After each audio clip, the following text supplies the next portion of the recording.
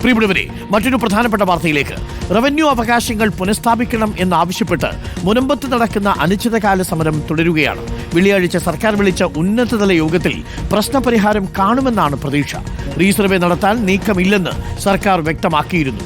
മുനമ്പം വിഷയത്തിൽ സമവായ നീക്കവുമായി മുസ്ലിം ലീഗ് നേതാക്കൾ ലത്തീൻ മെത്രാൻ സമിതിയുമായി കൂടിക്കാഴ്ച നടത്തി. അർജുൻ മട്ടന്നൂർ ചേരുന്നു കൂടുതൽ വിവരങ്ങളുമായി. Arjun, very good morning. എന്തായാലും ഇന്നലത്തെ ലീഗ് നേതാക്കളുടെ വരാപ്പുഴ അതിരൂപതയിലെ സന്ദർശനം വളരെ പോസിറ്റീവായിട്ടാണ് നമ്മളടക്കം കാണുന്നത്.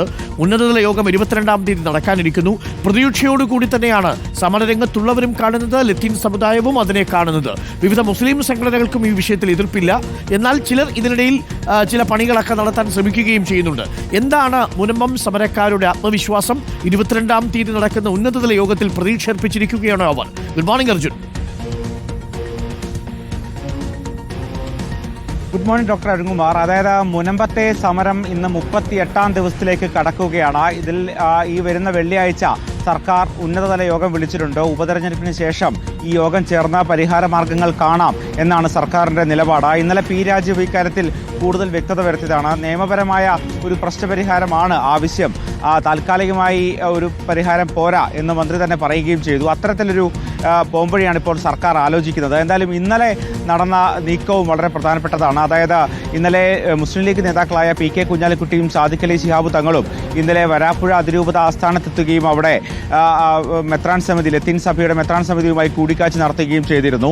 എന്തായാലും നേരത്തെ സമസ്തയടക്കം ഈ വിഷയത്തിൽ ഇത്തരത്തിൽ ഈ ഭൂമി വഖഫിൻ്റെതാണ് എന്ന് സമസ്തയുടെ ഒരു വിഭാഗം അടക്കം ഉന്നയിക്കുന്ന ഒരു പശ്ചാത്തലത്തിൽ കൂടിയാണ് ഈ നിലപാട് ഊട്ടിയുറപ്പിക്കാൻ വേണ്ടി നേരത്തെ പറഞ്ഞ ഈ ഭൂമി ആ പ്രദേശവാസികളുടേതാണ് എന്ന നിലപാടുമായി ലീഗ് വീണ്ടും രംഗത്ത് വരുന്നത്. ഇത് മുസ്ലിം സംഘടനകൾ ഒറ്റക്കെട്ടായി എടുത്ത തീരുമാനമാണ് എന്നും അവർ ലത്തീൻ സഭയെ അറിയിച്ചിട്ടുണ്ട്. തിരഞ്ഞെടുപ്പിന് 2 ദിവസം മാത്രം ബാക്കി നിൽക്കുമ്പോഴാണ് ലീഗിന്റെ ഭാഗത്ത് ഇത്തരമൊരു നീക്കം ഉണ്ടായത് എന്നതും ശ്രദ്ധേയമാണ്.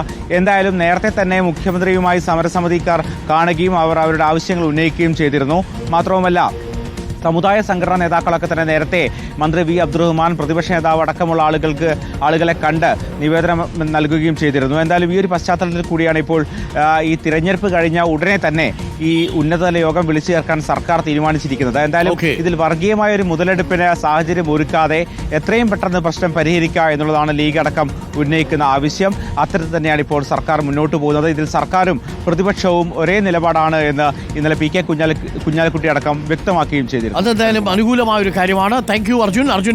നമുക്ക് ആ വാർത്തയുടെ കൂടുതൽ വിശദാംശങ്ങളിലേക്ക് വരുന്ന മണിക്കൂറുകളിൽ എത്താം. പ്രിയപ്പെട്ട പ്രേക്ഷകരെ, മുനമ്പത്തെ വിഷയമാണെങ്കിലും ശരി, അതൊരു മനുഷ്യാവകാശ റവന്യൂ അവകാശങ്ങൾ പുനഃസ്ഥാപിക്കുന്ന വിഷയമായിട്ടാണ് കാണുന്നത്. പ്രതിപക്ഷവും സർക്കാരും ഒരേപോലെ നീങ്ങുന്നു എന്നത് ഏറെ ആശ്വാസകരവുമാണ്.